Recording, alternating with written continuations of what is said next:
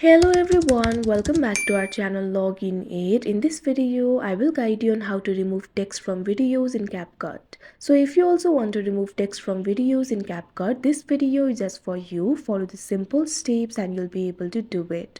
So first of all, what you have to do is launch open CapCut and open the project from which you want to remove the text. You can see over here, I've already opened it. Now you need to keep in mind you'll only be able to remove the text from CapCut if you've added the text in CapCut later on. But if your text was already in the video, you'll not be able to remove it. So if you've added the text in CapCut, what you have to do is tap on the text icon that you can see at the bottom of your screen. Now after that, you can see over here, you'll be able to find the text that you've added over here.